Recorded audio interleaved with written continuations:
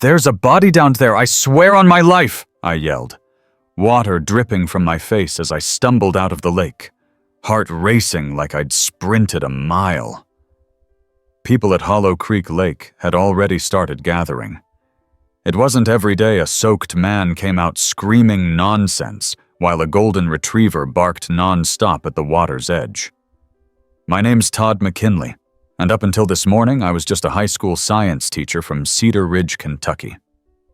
Now I was the guy talking about bodies in a lake. It started simple.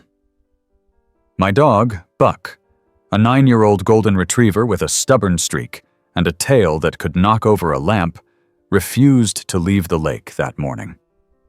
I'd brought him out early, around 6, to let him sniff around and stretch his legs. We walked the trail like we always did, passing the wooden dock, tossing sticks, watching the sun rise through misty trees. Buck was usually all too happy to bolt after a squirrel and then beg for the ride home. But that day, he stopped by the edge of the lake, stared out across the water, and let out a low whine. Tail still, body tense. "Come on, buddy," I called, patting my thigh. "Let's get back and beat the heat." Buck took a few steps into the water. That alone wasn't weird. He loved a good splash. But then he walked further in, up to his chest, then neck. He stopped and looked back at me. Then back at the water. It wasn't until he let out a sharp, single bark that I got concerned. That bark was different, urgent, like the time he saw a possum tangled in chicken wire in the backyard. A warning bark. I rolled up my jeans, tossed my phone on a nearby rock, and waded in. The water was colder than expected for July. About 10 feet out, the ground dropped off fast. I could barely see the lake bottom, just murky shapes and swaying plants. But Buck kept swimming in circles, occasionally diving under. "What are you doing?" I asked, treading water. He dove again, longer this time. I started to panic. Buck wasn't a young dog. What if he cramped up down there? Then I saw it. Just before Buck surfaced, something pale caught my eye below. Not a fish, not a log, something long and still. My first instinct was that it was a mannequin, but there was a shoe. I bolted out, shaking and gasping, barely aware I'd started shouting about a body. Sheriff Duane arrived within 15 minutes. He was a square-jawed man in his 60s, the kind of guy who said more with a squint than a sentence.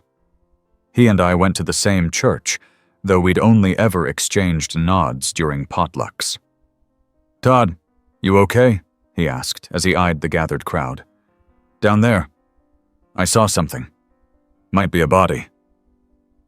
Duane radioed it in. Divers were dispatched. Meanwhile, Buck stayed glued to the water's edge, tail low, ears twitching. "He's never acted like this," I told Duane. "Dogs know things," he said.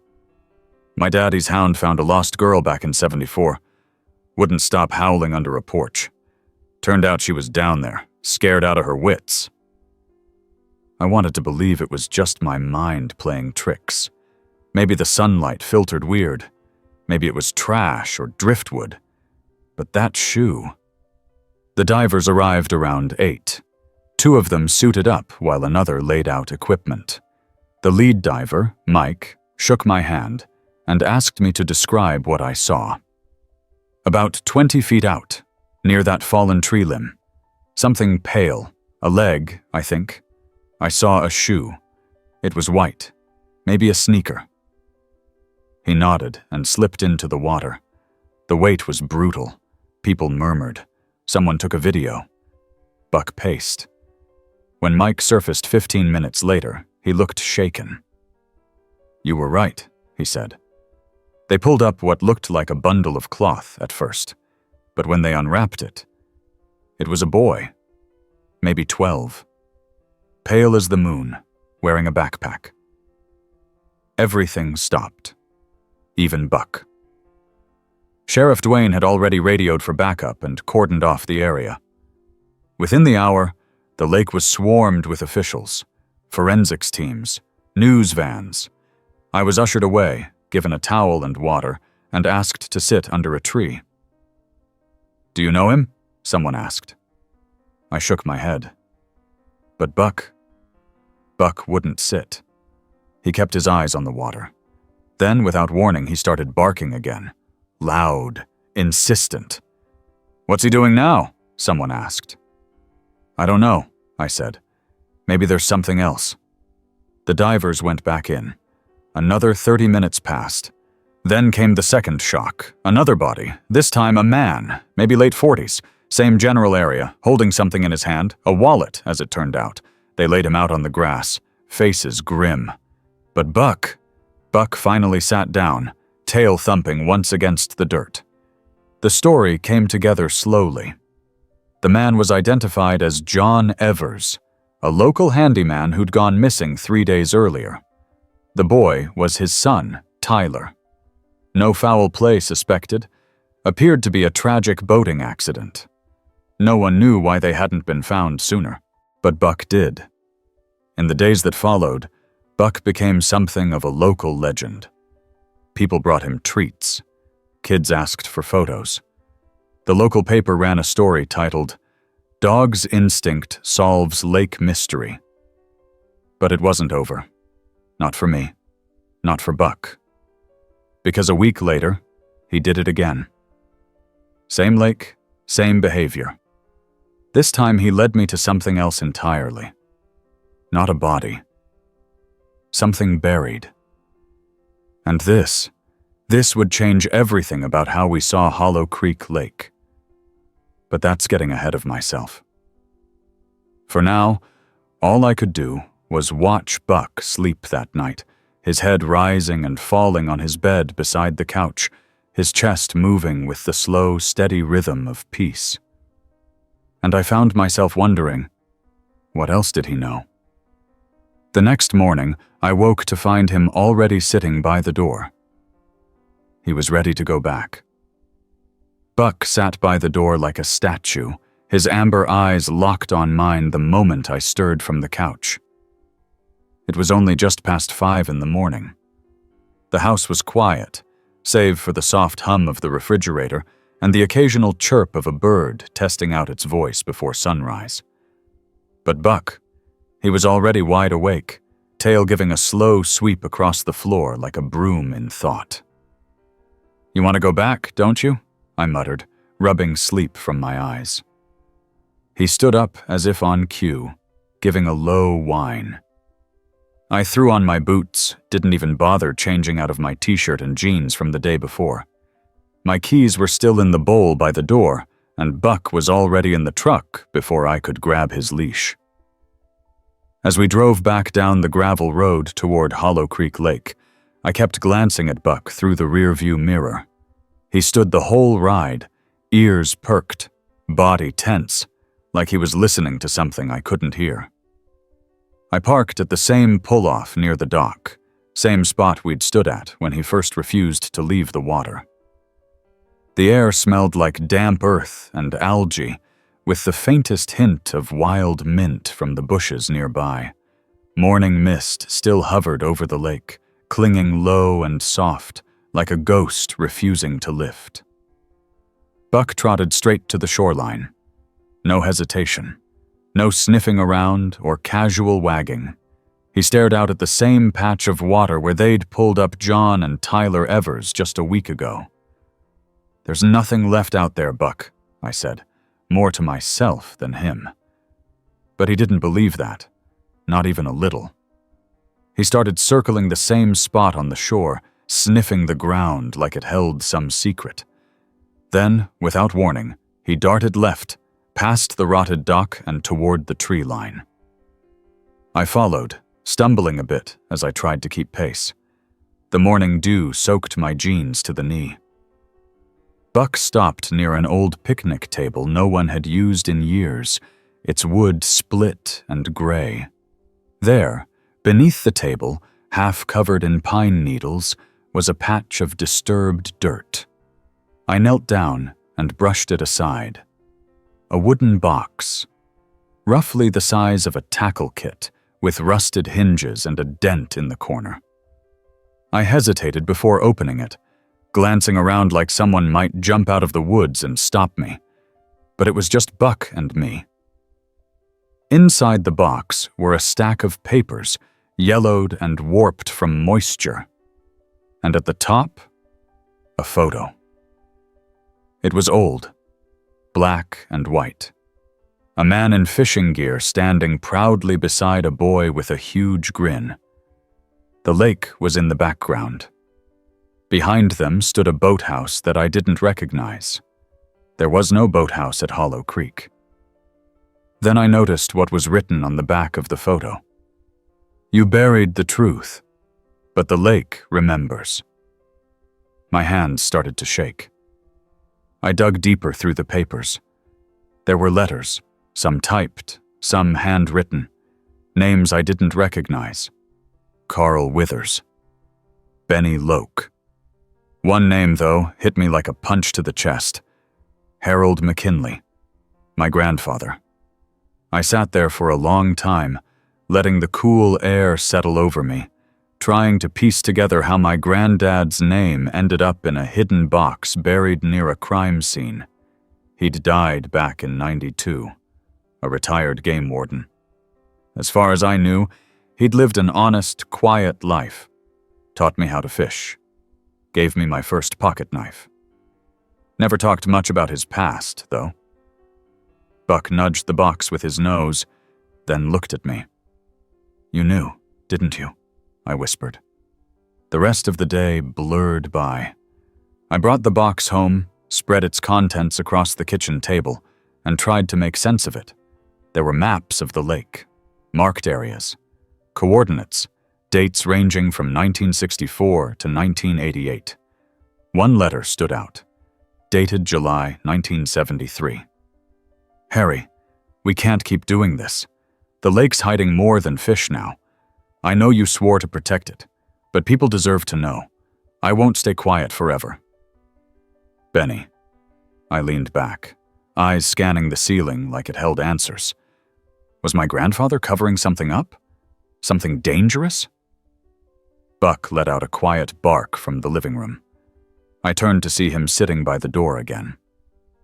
We just got back, I said. He gave me a look that said, doesn't matter. That evening, I called Sheriff Duane. You're not going to believe this, I told him. He agreed to meet me at the station after hours, brought me into his office, shut the blinds, and poured 2 mugs of coffee. I laid everything on his desk. The box, the letters, the photo. He didn't speak for a long time. Harold McKinley, he muttered, tapping the edge of the photo. Your granddad. You knew him? Everyone did back then. Man was like a ghost. Showed up when you needed him, disappeared when you didn't. Always had a rifle in his truck. Liked his quiet. What's this all mean? He sighed. Back in the 70s, there were whispers about bodies going missing. Hunters, campers. One kid vanished during a fishing trip. All chalked up to accidents. But the weird part, none of the families ever pushed for answers. Like they were warned off. I felt my stomach knot. And you think my grandfather was part of it? Duane leaned back, eyes clouded. I don't know, but I think Buck just dragged you into something a lot deeper than you bargained for. I didn't sleep that night. Every creak in the house made me sit up. At one point, I swore I heard a splash outside, even though the nearest water was a good mile away. By morning, I made up my mind. I was going back to the lake, not just to walk, not just to follow Buck. I was going to dive. I still had my old scuba gear from college, used it on a few dive trips to Florida back in the day. It wasn't top of the line, but it worked. I spent the next few hours checking valves, testing pressure, cleaning the mask. Buck sat beside the bag the whole time, watching. We returned to Hollow Creek around noon. This time, I brought more than just my dog. I brought a waterproof flashlight, a notepad in a dry case, and a tiny GoPro I'd bought on sale last Christmas and never used. I suited up by the truck, ignoring the strange looks from a couple of hikers. Buck didn't hesitate. The moment I hit the water, he paddled out beside me, sticking close until I signaled him to stay near the shallows. I went down. The water was colder than I remembered. Visibility was low, maybe 5 feet at best. The lakebed was a mess of fallen branches, soda cans, and old fishing lures tangled in weeds. But then I saw something odd. Rusted metal. Not a boat. Something boxy. Square. I moved closer, brushing away silt. A sign. Restricted. Property of Hollow Creek Development Company. What was a construction sign doing underwater? I checked the GoPro, made sure it was recording, and followed a trail of concrete chunks and rebar. After 20 minutes, I found what looked like a foundation, like part of a building now submerged. When I surfaced, Buck was waiting, barking. I pulled off the mask, gasping. "There used to be something here," I said aloud. "A building, maybe more." Back home, I loaded the GoPro footage onto my laptop. The images were murky, but you could make out the sign. The shapes. The corner of what looked like stairs leading to nowhere. I printed the stills and laid them next to the letters. Something clicked. One of the maps had a red X near the same location. Whatever had been buried at the bottom of Hollow Creek Lake, my grandfather had known, and for some reason, he'd helped cover it up. Buck let out a soft growl from the hallway. I turned. A figure stood at the front door. Then came the knock. Just once. Firm. Measured. Buck stood, bristling, and that's when I realized someone else knew I'd gone diving, and they weren't happy about it. Buck's growl deepened, a low rumble that made the hair rise on the back of my neck. I stepped toward the front door slowly, keeping my eyes on the dark shape behind the frosted glass. Whoever it was hadn't knocked again, just that single thud. No movement, no words. I glanced at Buck. He hadn't moved either. His muscles were tight, ears forward, eyes fixed. He didn't bark. That alone told me something was off. Usually he barked at mailmen, joggers, even a strong gust of wind. But this was different. This was warning. I unlatched the door. Standing there was a man in his early 60s. Broad shoulders, silver hair cropped tight, clean-shaven, tan skin. He wore a collared shirt tucked into jeans and polished boots that didn't look like they'd seen a day of mud in their life. "Morning," he said. His voice was smooth, practiced. "You Todd McKinley?" "Depends," I said. "Who's asking?" He smiled, but it didn't reach his eyes. "Name's Frank Heller. I work with Hollow Creek Preservation Authority. You've stirred up a bit of interest with your diving escapades." I kept the door half shut. Didn't know there was a preservation authority. There wasn't. Not until last year. We're an oversight group. Environmental compliance, safety enforcement, historical preservation, that kind of thing. Buck stepped beside me, not growling anymore, but planted like a tree. "Look," Frank continued, adjusting his belt. "I know you've been out to the lake. I know you found something." I didn't answer. "I'd appreciate it if you'd bring whatever you've recovered to our office. There's a chain of custody for these sorts of things. Keeps things orderly, keeps people safe." "There's nothing to turn in," I lied. "Just a few rusty scraps and a broken sign." He tilted his head. "And the photo? The box? The letters?" My stomach turned. "You've been in my house?" "No," he said quickly. "No need for that. People talk, Mr. McKinley. Small town. Things have a way of circling back." Buck barked once, loud and sudden. Frank flinched. I took a step forward. You need something else? He held up a card. If you change your mind, we just want to help preserve the history of the lake. We're all on the same side. I took the card, read the fine print. The address wasn't local. It was in Lexington. When I looked up, he was already walking away, his boots somehow silent against the gravel. I closed the door and locked it. Buck kept staring at it for a while. I don't like him either, I said. That evening, I pulled every letter from the box and reread them all. My grandfather had written in a short, clipped style.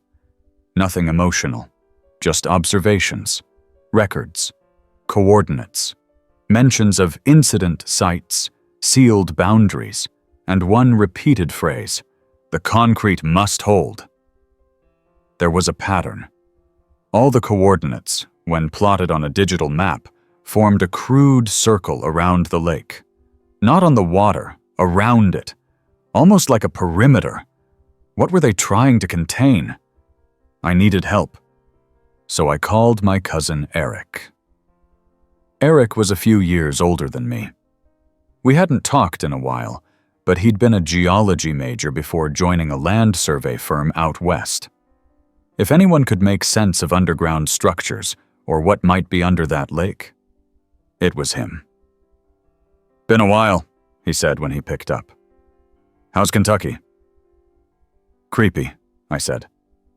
You still do topography work? Yeah, mostly out in Utah now. Why? I've got a mystery lake, possibly built on top of something else. Can you analyze old land records? Geological overlays? There was a pause. You finally losing it, Todd? Not yet, but maybe close. Can I email you something?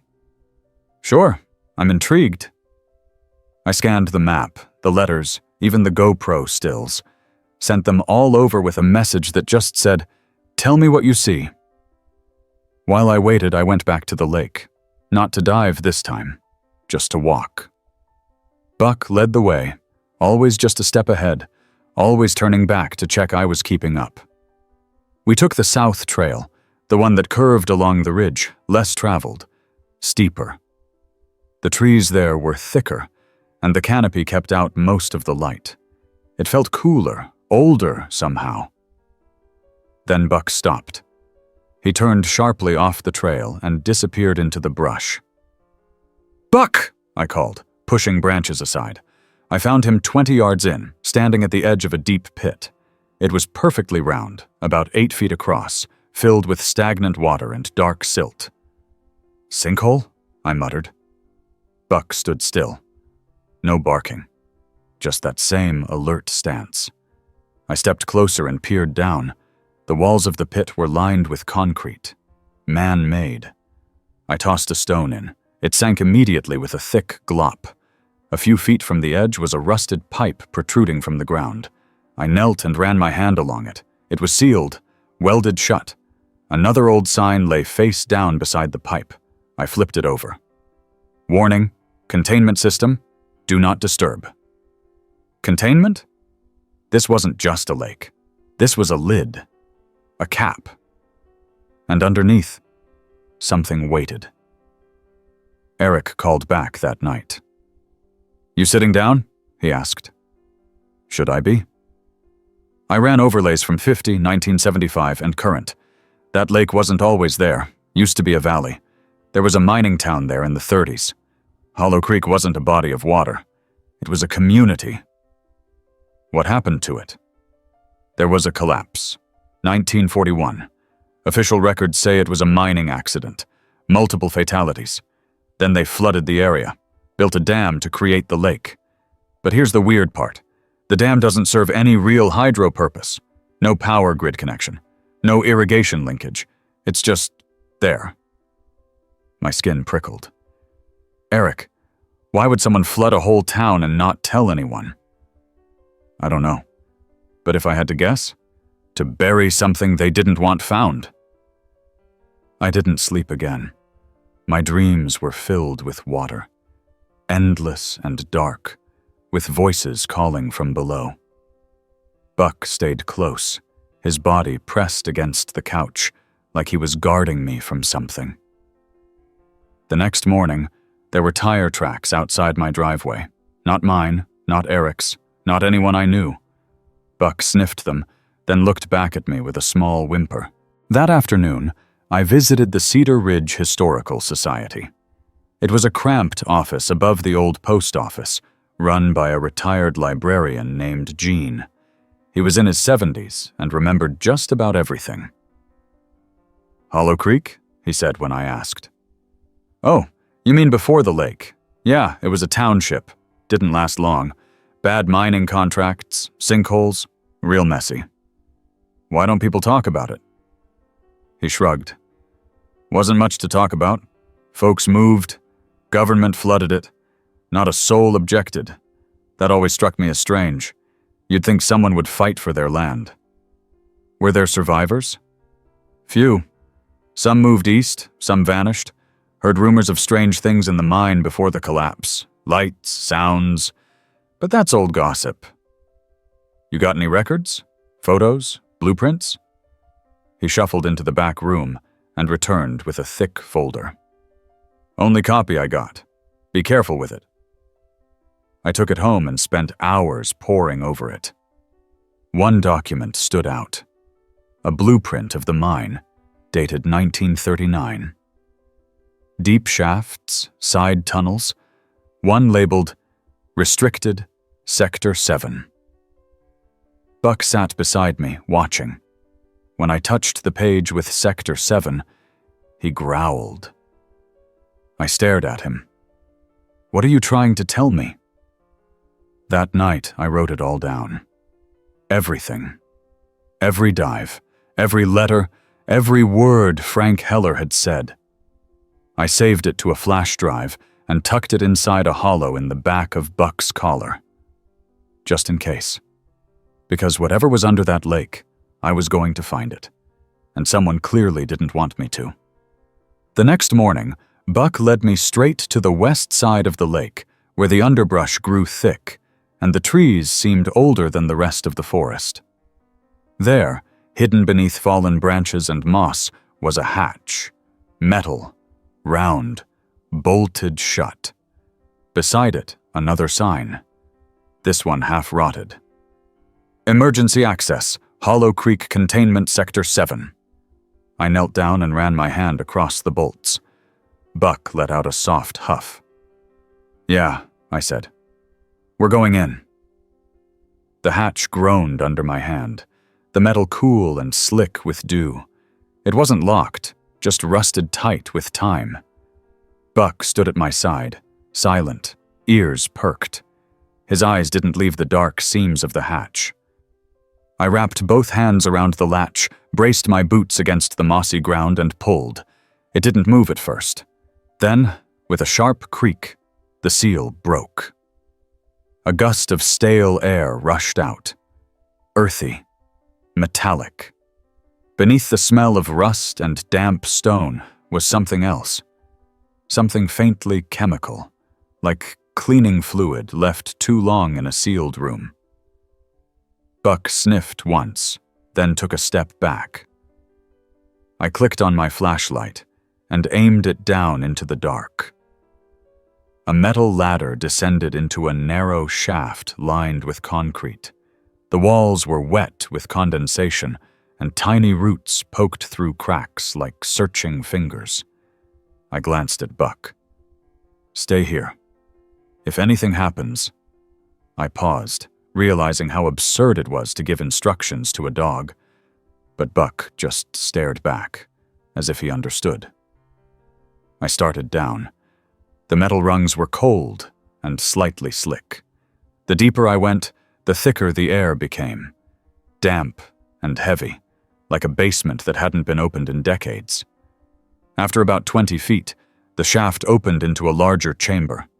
My boots hit the ground with a soft splash. I was standing in a concrete hallway, narrow, cracked. Water trickled down one wall into a shallow groove. Old emergency lights were embedded in the ceiling, but none flickered to life. The flashlight beam bounced across peeling paint and rusted pipes. A sign on the wall read, "Sector 7, Monitoring Access." The map from the historical folder had listed Sector 7 as restricted. Now, I was standing in it. I followed the corridor. After about 30 yards, the hallway forked. One path led to a sealed door with a broken keypad. The other curved to the right, sloping slightly downward. I chose the slope. The deeper I went, the colder it became. My breath fogged the flashlight's lens. Somewhere behind me, I imagined Buck still sitting patiently beside the hatch, nose twitching at every breeze. The corridor widened into a larger room. Rows of filing cabinets stood like sentries. Most were rusted shut, but a few drawers hung open, papers spilling out in a soggy mess. I rifled through them. Diagrams, reports, incident logs. One folder was marked, Project Null, Summary Overview. I opened it. Project Null, Experimental Isolation of Resonant Matter. The language was dense, but from what I could gather, they'd found something in the mine, something unnatural. Not a mineral, not a gas. Something that emitted low-frequency vibrations. It had been sealed off, encased, observed. The deeper I read, the more the reports shifted from science to panic. Staff illnesses, psychological disturbances. One note read, "Subjects report auditory hallucinations, water dripping where none exists, voices calling from lower levels." The last page in the file was stamped in red. "Facility scheduled for decommission. Liquidation approved." I backed away, heart hammering. This wasn't just a mine collapse. This was a cover-up. They hadn't flooded the valley because of a natural disaster. They'd buried something and built a lake to make sure it never came back up. Buck barked above, once, sharp. I turned and ran back down the hallway. My boots splashed through cold puddles, flashlight beam jerking wildly. I climbed the ladder 2 rungs at a time and burst through the hatch. Buck was gone. "Buck!" I yelled, spinning in a full circle. Then I heard him, barking, faint, distant, from the woods. I took off running, crashing through the underbrush, flashlight swinging. I found him 100 yards west, standing near a broken-down shack I'd never noticed before, hidden by vines and fallen limbs. He barked again, and I rushed up beside him. The door of the shack was ajar. Inside, a single bulb hung from the ceiling, unlit. The room was bare except for an old cot and a table covered in dust. On the wall was a corkboard. Photos, maps, newspaper clippings.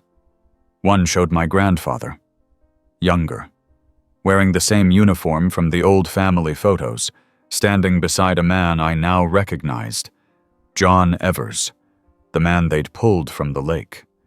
They were shaking hands beside a construction vehicle.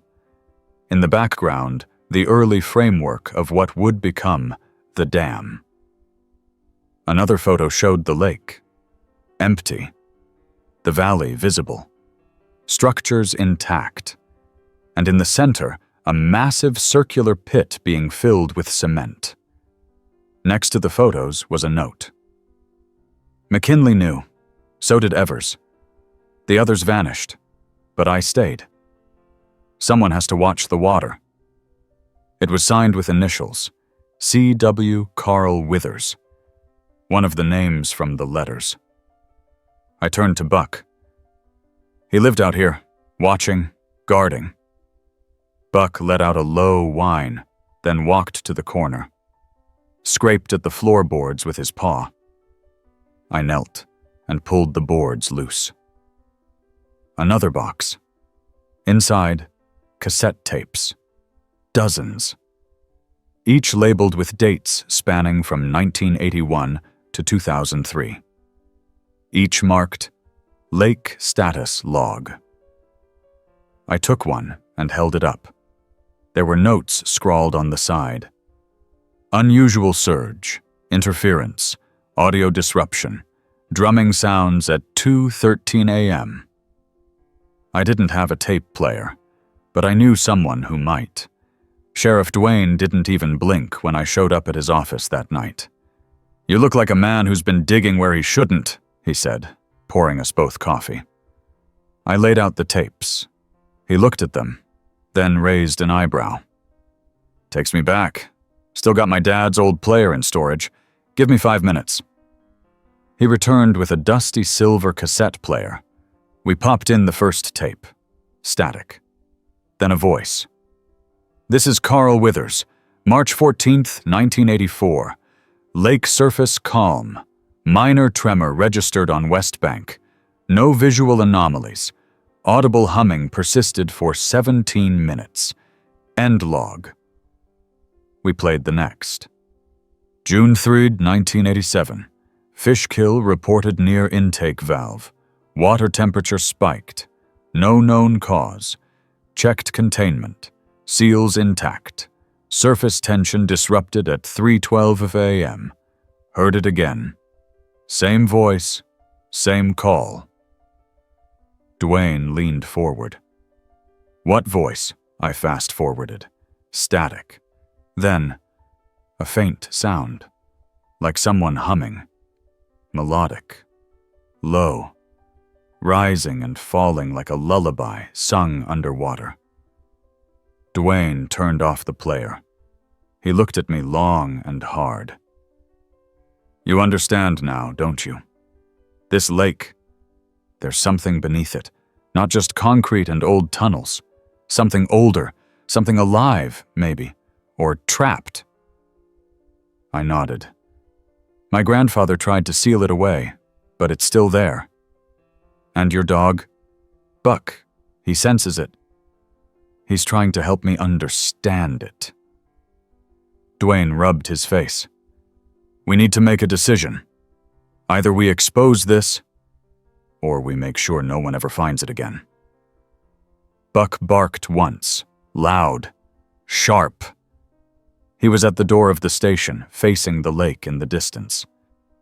As if something had just stirred out there, something he could feel.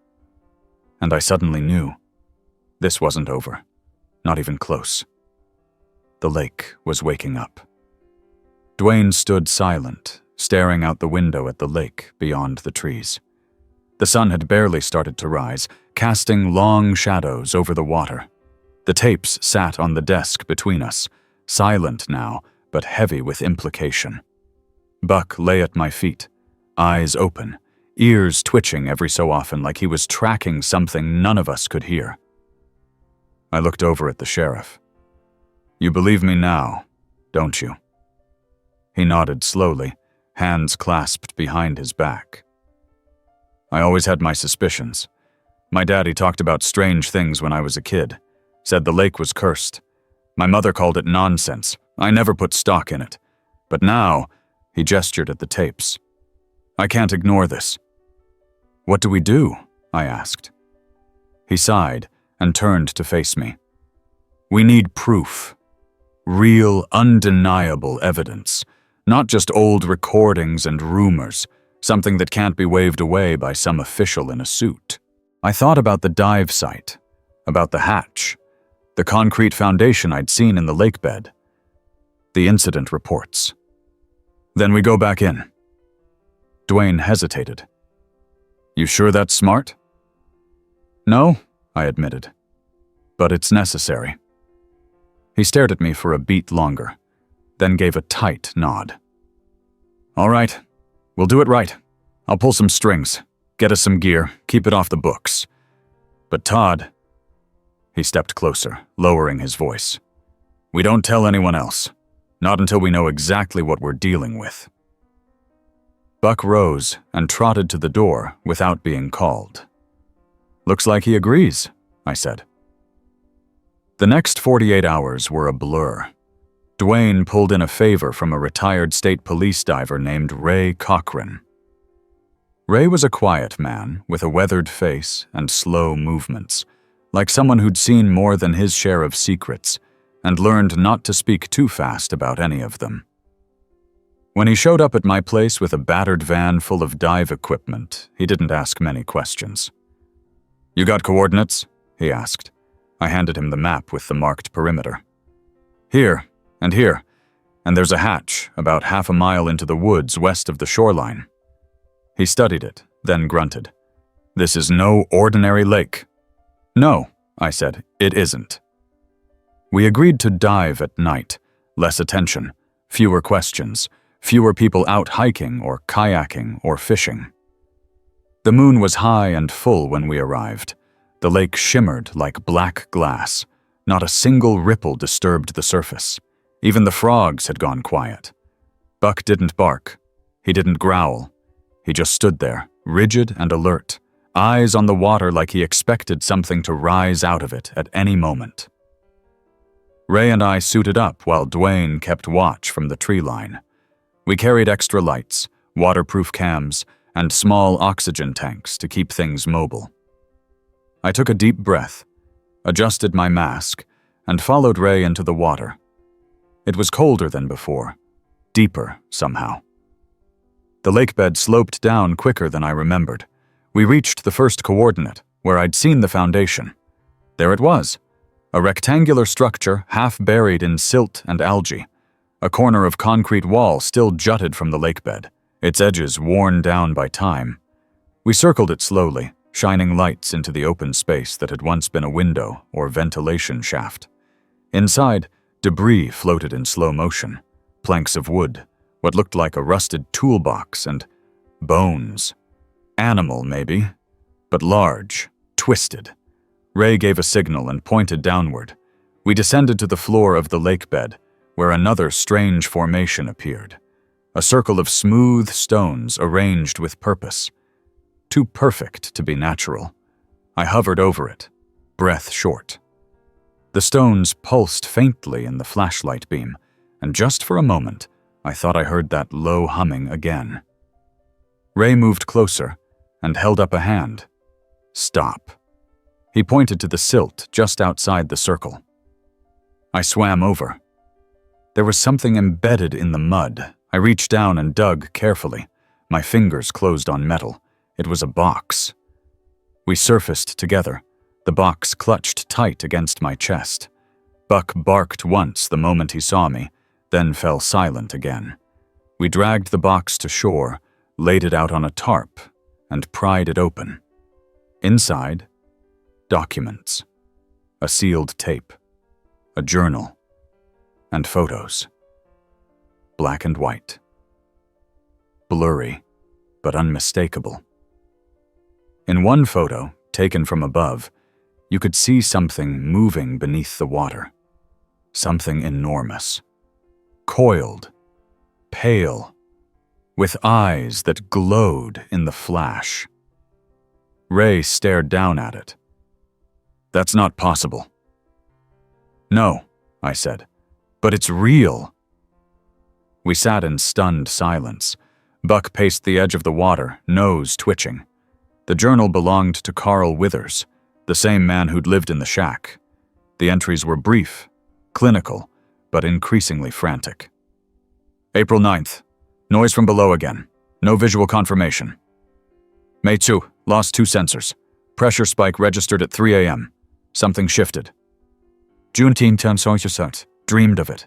Heard it whisper my name. Feels closer now. The final entry. July 4th. Water rose by 3.2 inches overnight.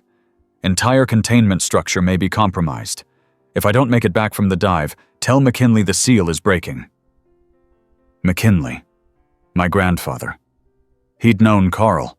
They'd worked together, tried to keep it contained. But something had gone wrong. We sat there for another hour, going through every paper, every piece of evidence. Buck never left the shoreline. Then, just as we were packing up, the lake rippled. Just once. A perfect concentric ring, as though something just beneath the surface had exhaled. Ray saw it. So did Dwayne. No one spoke. We drove back in silence. Buck rode in the front seat beside me, staring out the window. Every few minutes, he'd glance at me, eyes wide and alert. I dropped him off at home and returned to the sheriff's station with the box. Dwayne was waiting. He scanned every photo, read every log. Then he leaned back in his chair and rubbed his temples. "We can't sit on this." "I agree, but we also can't just go public, not yet." "Why not?" "Because if what's under that lake wakes up fully, people could die. We need a plan. We need to reinforce the containment." Ray sat down heavily in the corner. "I can help with that. I know people. Quiet contractors, no questions asked." Dwayne nodded. "Do it. And fast." For the next several days, we worked like men possessed. We returned to the lake at night, took more readings, collected samples. Buck never left my side. Each time we dove, the humming grew stronger, louder. The stone circle we'd found began to emit a faint vibration. Lights flickered, compasses spun, and then, one morning the hatch I'd opened was gone. Not sealed, not covered. Gone. Just dirt and moss and tree roots, like it had never been there. I dropped to my knees, clawing at the earth. Nothing. Buck stood beside me, growling softly. Something was changing. Something below the lake didn't want us coming back, and we were running out of time. I stood there for a long time, my knees in the dirt, staring at the patch of forest floor where the hatch used to be. The air smelled like wet leaves and old stone. Buck circled once, then sat beside me, his tail brushing the soil, his eyes still locked on that one spot like he expected it to blink. It wasn't just sealed, it was erased, covered over with roots and rocks like it had never existed, like the forest had grown up overnight and swallowed it whole. I didn't say anything on the drive back. Even Buck, who usually stuck his head out the window like he was chasing invisible smells, sat still in the passenger seat, breathing slow, like he was listening to something far away. The roads were empty. Not even the usual morning joggers or farmers on their tractors. Just silence, broken by the crunch of gravel under my tires. Dwayne met us at the station. When I told him about the hatch, his face went pale. He walked over to the map we'd taped to the wall, the one with all the coordinates, and circled the hatch location with a red marker. First the fish kill, then the increased humming, then the missing hatch. He stepped back and stared at the cluster of circles and arrows. It's accelerating. Ray came in through the back door, still in his wetsuit, gear slung over one shoulder. He dropped a bag on the floor and unzipped it. Inside were 3 water samples, each in a sealed glass container. "Pulled these early this morning," he said. "One from the center of the lake, one from the old intake valve, and one near the dam wall." Dwayne held up the first vial. "Why does this one look milky?" "That's the part I don't like," Ray muttered. "It's not algae, not silt, it's organic, something alive. But I've never seen this kind of structure. It's forming threads, like roots, but in water. No source, no decay, just spreading." We all stared at the vial. "What does that mean?" I asked. "It means whatever we've got down there," Ray said. "It isn't just a buried thing. It's active. It's growing." Buck growled softly and walked in a tight circle, sniffing the baseboards of the room. I turned to Dwayne. "We need to go back, dive deeper, find the core." Ray raised a hand. "You realize how dangerous that is, right? There's a reason they sealed it. A reason they flooded the town. Whatever they were trying to bury, they did it for a reason. I know, I said. But we don't have the luxury of ignorance anymore. It's waking up, whether we're ready or not. Dwayne looked between us, then nodded. One last dive. Tonight. We go deep. We get what we can. Then we decide how to stop it. Buck barked once, sharp and loud. Decision made.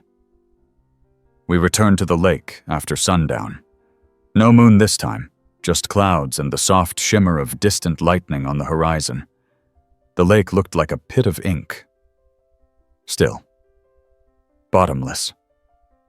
We suited up in silence. Ray carried a sonar scanner he'd borrowed from a friend at the university. I had the GoPro, fully charged and mounted to my mask. Dwayne stood watch on the shore with Buck, flashlight in one hand, revolver in the other.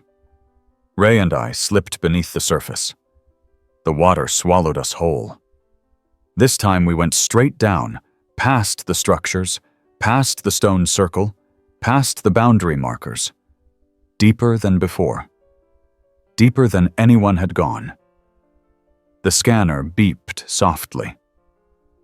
Something's here, Ray said through the comms. What do you see? Cavern. Massive. Opens just ahead. Looks like a dome. Maybe a buried chamber. We floated into it and saw it. Not a creature.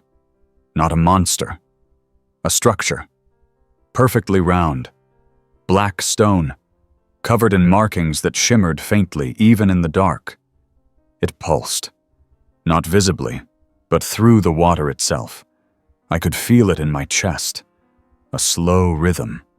Like a heartbeat. This wasn't built by miners, Ray said. This is older. Much older. We circled it, scanning everything. Then, as I turned a corner of the dome, I saw an opening. A narrow slit. Like a door, half-sealed. I drifted closer. Light cutting through the murk. Something moved inside. A shadow. Tall. Thin. Gone in a blink. I saw something, I whispered. What? I don't know. But it moved. We hovered there for another moment, then backed away. The dome pulsed again, stronger. Then, without warning, the water shook. Not a ripple. A full-body vibration. Like the lake was groaning from the inside. Time to go, Ray shouted. We kicked upward, rising fast. The water around us shimmered with tiny bubbles. The light flickered. Then the comms died. No sound, no air. I surfaced with a gasp, clawing at the mask. Dwayne was already running toward the water, flashlight beam jittering. Ray surfaced behind me, coughing. What happened? Dwayne yelled. The dome. It's cracking. Something's inside. Buck barked furiously, pacing. We collapsed on the shore, ripping off our gear. The lake had changed. It wasn't still anymore. It churned. Slow and heavy, like something deep below had rolled over in its sleep. We sat in the truck with the heater running, soaked to the bone, shivering. Ray held the sonar scanner in his lap. The screen still blinked. There's a void beneath it, he said. Hundreds of feet deep. Could be a chamber. Could be a tunnel. To where? I asked. Who knows? The Earth isn't uniform. Caves, pockets, fault lines, maybe even old lava tubes. But this thing, it's not geological. It's artificial. Alien? Dwayne asked, not even blinking. Ray didn't answer. I looked at Buck, curled up in the back seat. He was trembling. That night, I dreamed of the lake. But it wasn't water anymore. It was an eye, open, watching. When I woke up, the phone was ringing. It was Eric. You sent me that map, remember? He said. I ran it through an old geological model I found. Something weird came up. The lake? It's not where it should be. What do you mean? I mean, it doesn't match natural water flow. The valley it sits in? It was never supposed to hold water. And the rocks under it? They're too brittle. Should have collapsed decades ago. But something's holding it up. Like what? Man-made bracing, support pillars, or something even more advanced. I can't tell. It's like the entire thing is being suspended. By what? Or by who? I hung up and stared out the window. The sky was darker than it should have been. A storm was coming. The trees swayed, but there was no wind. Buck sat by the door, already waiting. We weren't done. Not yet. The lake was changing, and we had to find out why before it decided to change us with it. Rain started just after sundown, but it wasn't the kind of storm that announced itself with thunder and flashes. It was quiet, slow, creeping. The sky turned a heavy gray, then slipped darker, and the wind never came. Just a soft, endless drizzle that seemed to soak into your bones and make the trees lean inward like they were eavesdropping. I sat on the front porch, watching the drops fall, trying to piece together what we'd seen the night before. Buck lay beside me, tail tucked, head on his paws, eyes flicking toward the horizon every so often. He hadn't barked once all day. Something was happening, but it wasn't loud. Not like in the movies. No explosions. No monster breaking through the surface. Whatever was beneath Hollow Creek Lake had no need to rush. It was patient. It had been waiting a long time. A truck rolled up just after 9. Headlights flicked off before it stopped. I recognized the shape of Dwayne's frame as he stepped out, and Ray behind him, carrying a case that looked too heavy for just tools. They didn't say much, just nodded and joined me on the porch.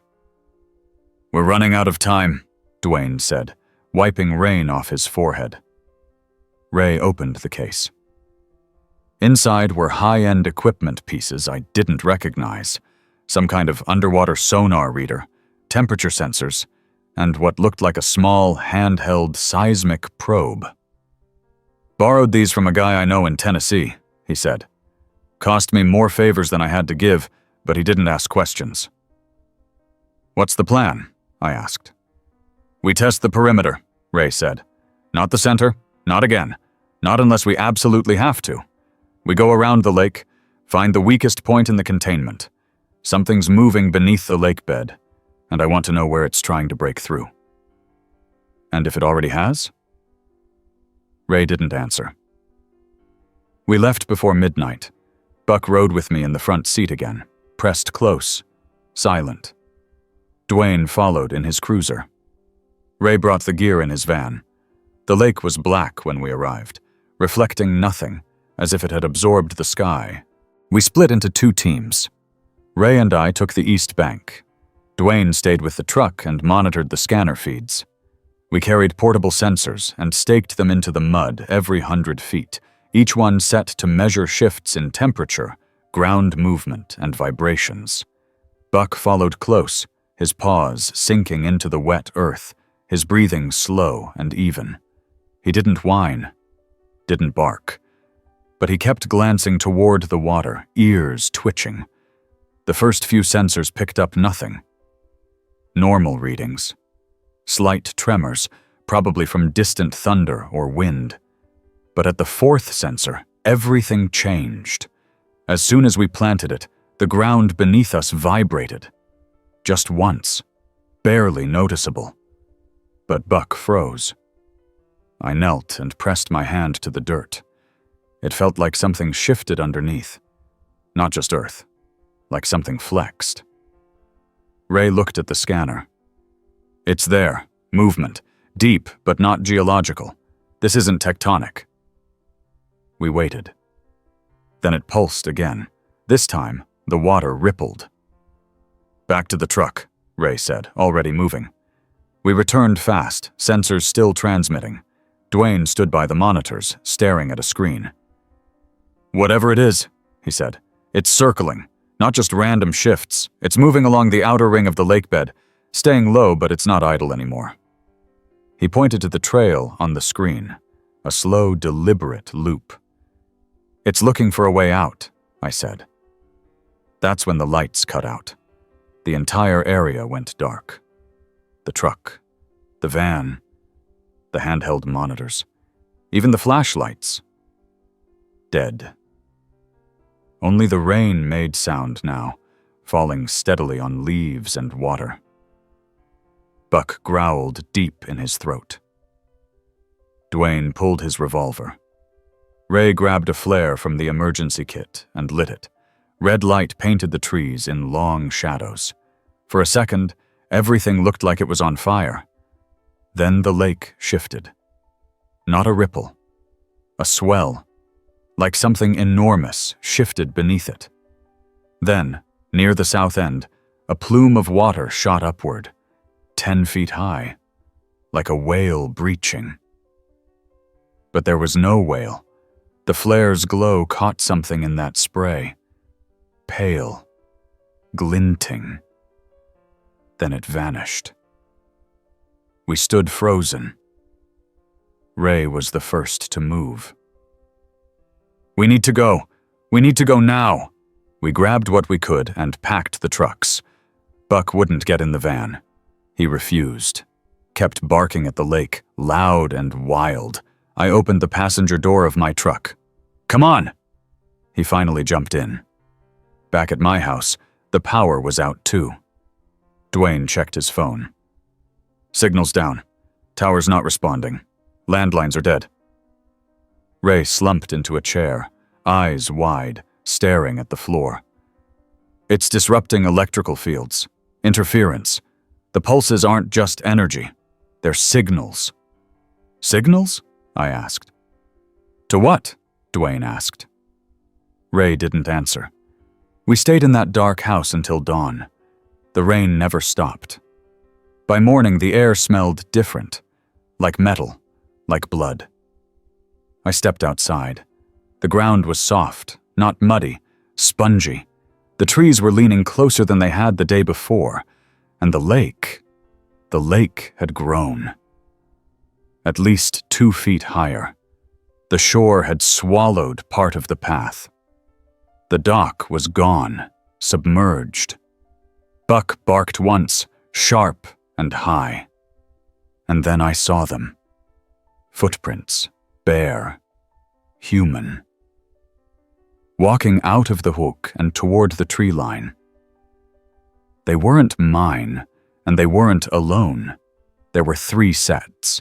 Ray appeared beside me, saw the prints, and went pale. They weren't supposed to come out, he whispered. Who? He looked at me. Whatever they locked in there, it's not just one thing. I looked back at the lake and realized Buck had already started walking toward the woods. Not scared. Focused, like he knew what came next and where to find it. Buck moved with a purpose that didn't come from instinct alone. His steps were quick, but careful. Paws silent against the damp leaves as we followed the bare footprints into the woods. The rain had slowed to a mist now, clinging to the branches and making everything glisten with a strange, silvery sheen.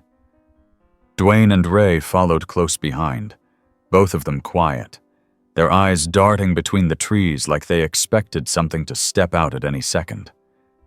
The footprints were still clear, despite the wet ground. 3 sets. Bare feet. No shoes. One of them looked like it belonged to a child. There's no way anyone swam through that lake barefoot and walked out like this, Ray muttered. Not unless they were waiting. Dwayne stopped and looked around. This trail leads west, toward the old ranger station. My stomach tightened. The ranger station had been abandoned for over 20 years, ever since the fire. No one ever went out that way anymore. The road was overgrown, the buildings half collapsed, and the bridge that once crossed the creek had been washed out 5 springs ago.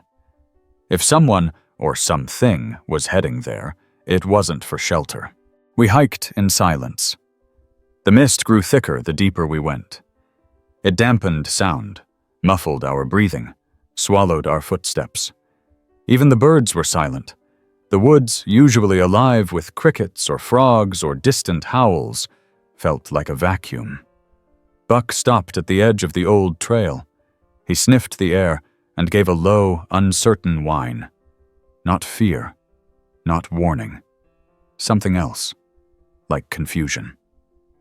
I crouched beside him. "What is it, boy?" He didn't look at me. He just stared ahead. We crested a hill, and then we saw it. The ranger station. But it wasn't in ruins. The walls stood straight. The roof, whole. Lights glowed in the windows. Warm yellow lights. Smoke curled from the old chimney. It looked new. Lived in. Maintained. Dwayne stepped forward. "This isn't possible." "It burned down," I said. We all saw the pictures. "Could be a replica," Ray offered weakly. But we knew it wasn't. It was the exact same building, same wood grain on the front door, same carved sign hanging crooked above the porch. Only now, it looked like it had never seen a day of damage. Buck growled low. A figure moved past the window. I stood up fast. "There's someone inside." Before anyone could stop me, I moved toward the front steps. The porch creaked under my weight, but the door opened before I touched it. A man stood there. He was tall, thin, with pale skin, and short, dark hair slicked back like it had just dried. His eyes were deep set, too dark to read. He wore a ranger uniform that hadn't been issued in over 40 years. There was no name tag, just a silver pin shaped like a tree. "You made it," he said. I didn't know what to say. "We've been waiting," he continued, stepping aside. I didn't move. Ray came up behind me, panting. "What the hell is going on here?" The man smiled.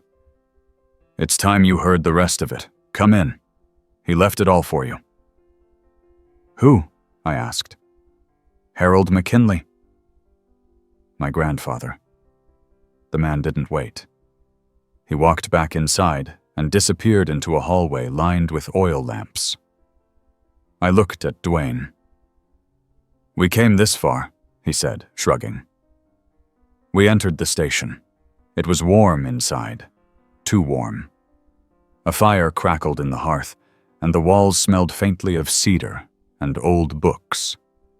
There were no electronics, no wires, no clocks, just shelves of binders, boxes, and old notebooks. The man led us to a room in the back. It was small, like a study. One desk, one chair. A stack of journals sat on the corner, each one labeled with a year. 1971, 1972, 1973. He pointed. He recorded everything, from the moment they discovered it to the day they buried it. Every breach, every symptom, every name. Buck lay by the door, alert, watching the man, but not moving.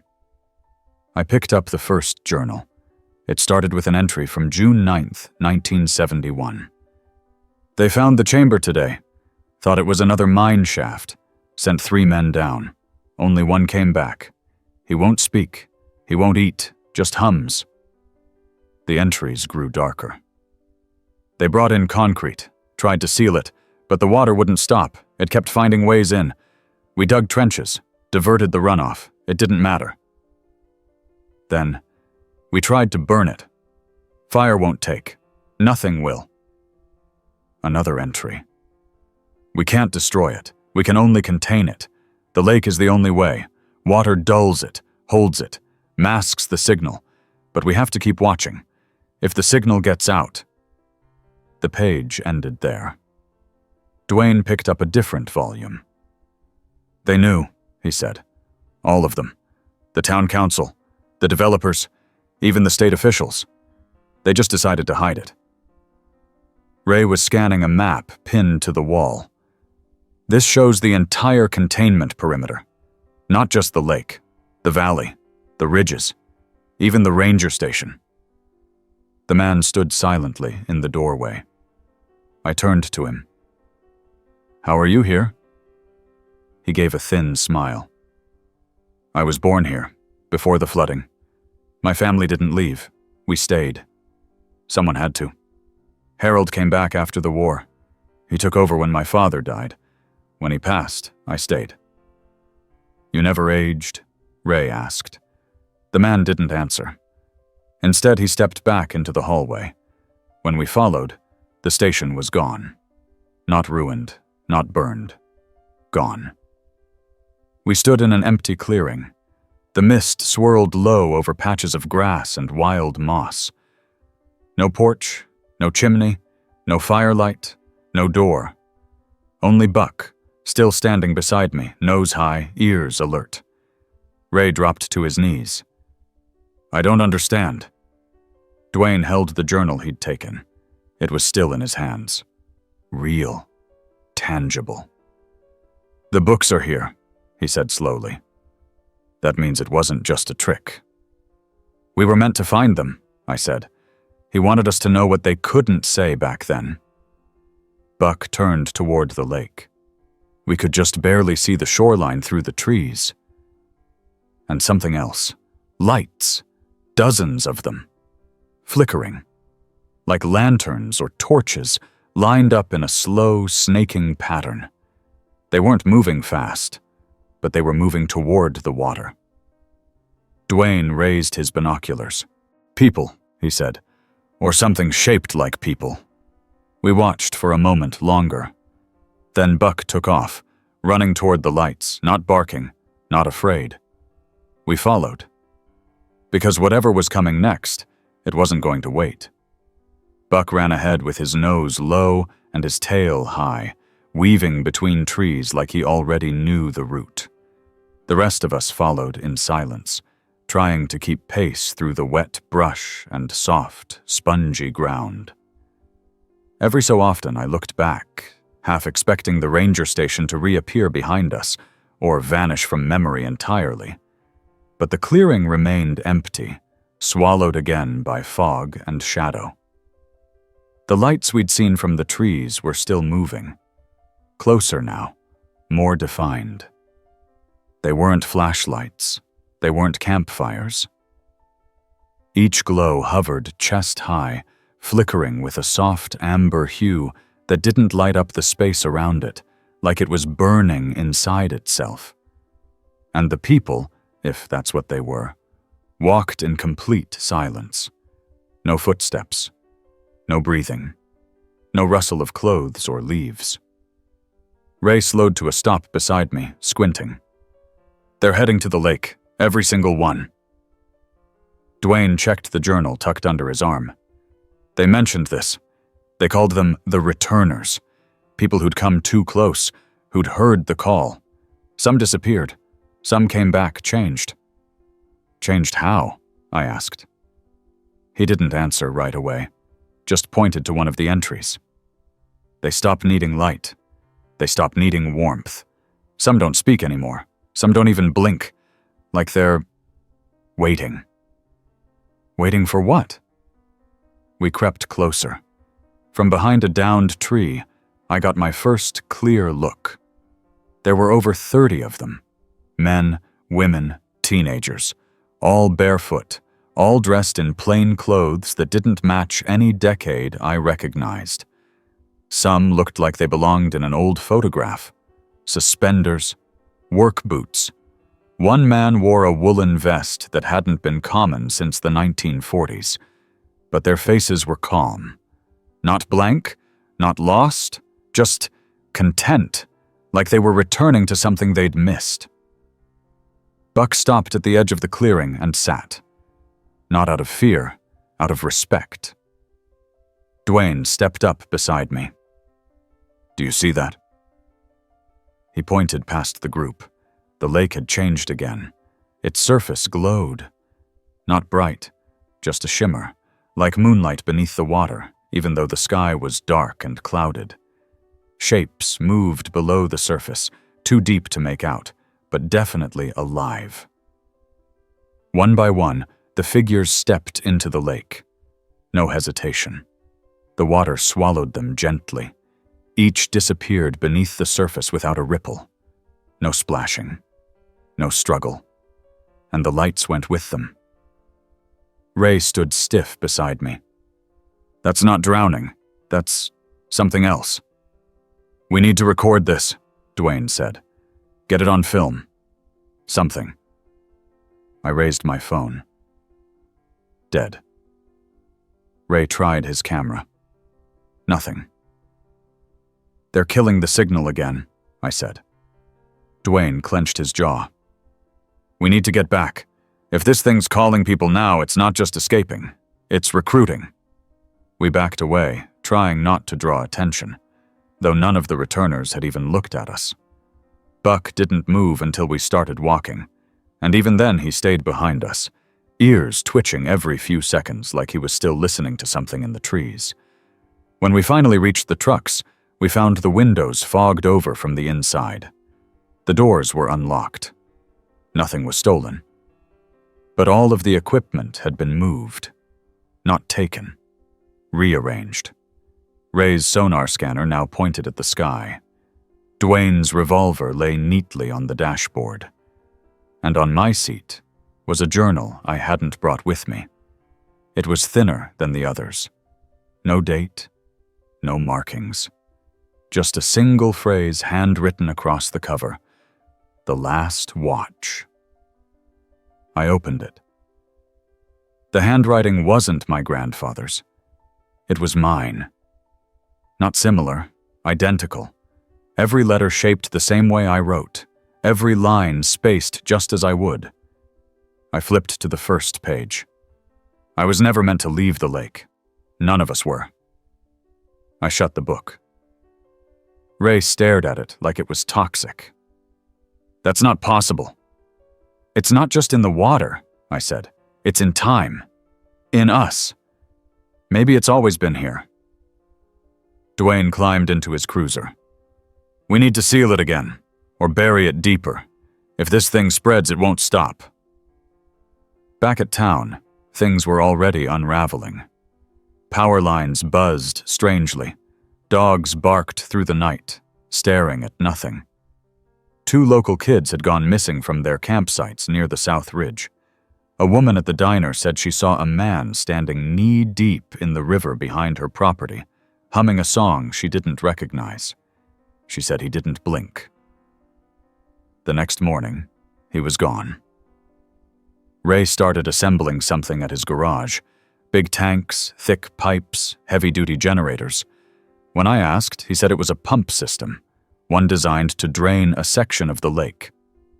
If we can lower the water just a few feet, we might expose more of the structure, get a look at the core. Dwayne arranged for a backhoe and a couple of guys he trusted to meet us at the east end. No official permits, no paperwork, just fast work and silence. As we drove out again, I asked Buck to stay behind. He refused. I opened the passenger door. He jumped in. He knew this wasn't just about discovery anymore. It was about containment. And time was running out. The lake greeted us with silence again. No birds, no wind. Even the rain had stopped. Ray fired up the pumps. Water began to drain from the northeastern section, a low hum rising from the machines. Mud turned, rocks surfaced, and slowly, inch by inch, the lake gave up its secrets. What we saw first wasn't a building. It was a face, carved from stone, half buried in mud, eyes closed, mouth open as if singing. Ancient, weather-worn, inhuman. The moment it breached the surface, Buck started barking wildly. The pumps groaned. Dwayne's radio crackled and died. And the lake began to sing. Not loud, not like a voice. Like vibration. Like pressure moving through bone. Ray fell to his knees. I grabbed him, pulled him back. We shut down the pumps, but the lake didn't stop. It kept rising, swelling, filling the pit we'd opened, as if it were healing, covering the face again. Buck whined, pawing at the ground, then looked back at me with eyes that almost seemed to plead. We backed away. But we knew this wasn't over. The lake wasn't just hiding something. It was protecting it. And we'd just made it angry. Buck refused to leave the shoreline. Even as the others backed away, even as the face beneath the water slowly disappeared under the swelling lake, he stood at the edge, chest heaving, eyes fixed on the surface. His fur was soaked, his paws coated in muck, but he didn't flinch. Ray stood trembling beside the pump controls, his hands still stained with lake bed silt. The system was off, but the water hadn't stopped rising. In fact, it was creeping past the boundaries of the trench we'd made, inching up the slope of the shoreline, flooding over the grass in steady waves. "This isn't just water anymore," he muttered. "It's responding, like it knows what we're trying to do." Dwayne stared out across the lake, jaw tight, one hand resting on his revolver. We forced its hand. "Then what now?" I asked. He looked back at me, grim. "We end it. One way or another." We couldn't out-dig it. We couldn't drain it. Whatever we'd tried to reveal, the lake had covered back up. And in doing so, it had awakened more than just memories. The returners, the lights, the rewritten journals, they weren't hallucinations or echoes. They were warnings. But there was still one thing left. The Last Watch Journal. We sat in Dwayne's truck as the wind started to pick up. Leaves scattered across the windshield, and thunder rolled low in the distance.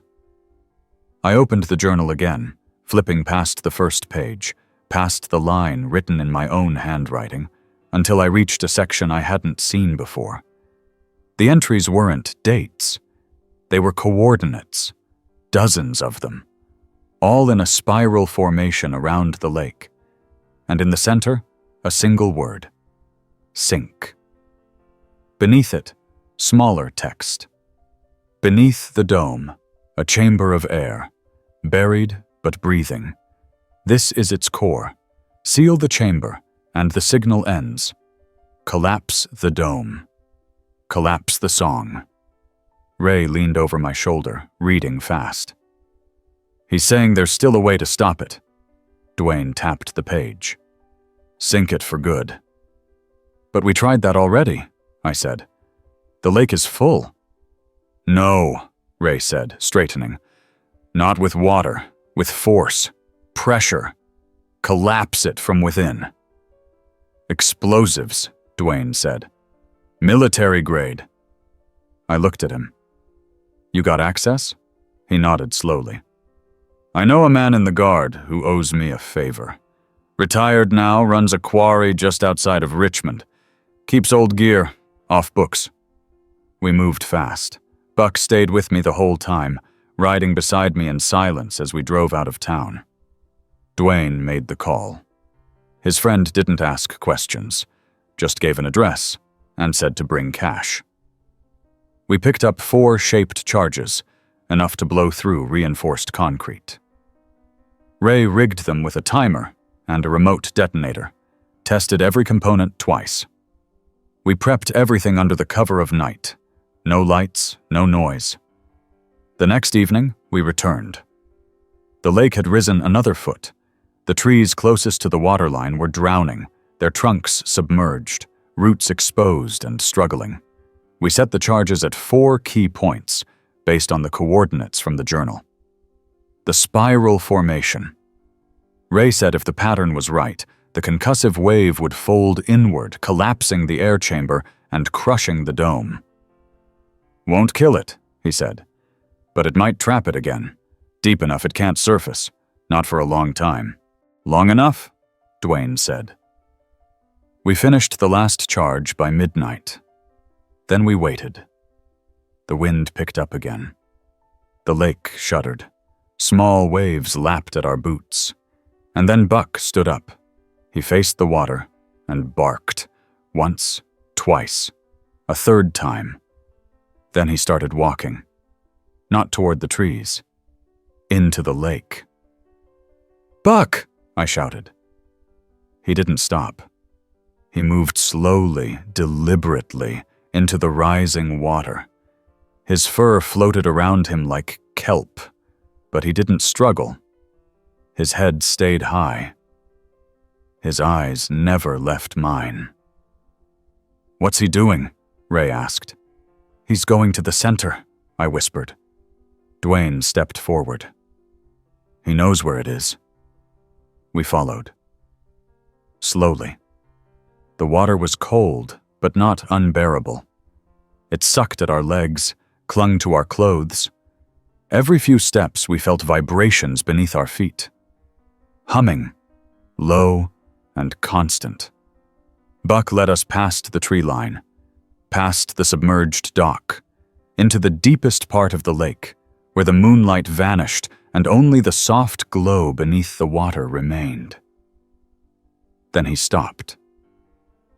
We stood in waist-deep water, breathing hard, soaked and shivering. Ray set the detonator. "Here, this is where it needs to happen." We backed away. Slowly, at the shore, Dwayne nodded. Ray pressed the button. Nothing. Then a sound like the earth itself breaking apart. The water didn't explode upward. It folded. Inward. Like a hole had opened beneath the lake and everything rushed toward it. The trees bent backward. The air grew hot.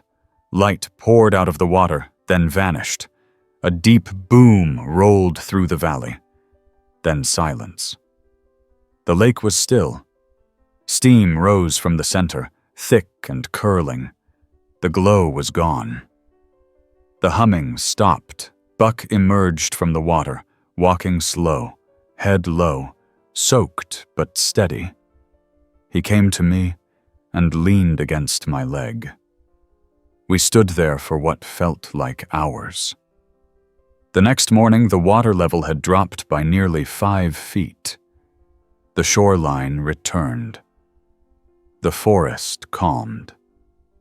And the footprints, they were gone. Back in town, the power returned. The signal came back. The missing kids were found wandering the east trail, cold but unharmed. They remembered nothing. No one else reported lights. No one else heard humming. A few nights later, I sat on the porch with Buck beside me, watching the stars. The journal, the last watch, sat closed on my lap. Dwayne had taken the rest of the documents to a secure place, somewhere no one could stumble upon them. Ray left for the coast, said he needed salt air and silence. I didn't argue. The lake was just a lake now, or at least it looked like it, but Buck still watched it. Every morning, every evening, just to make sure. Because some things don't die. They wait. And sometimes the only thing standing between them and the rest of the world is a dog who refused to leave the lake.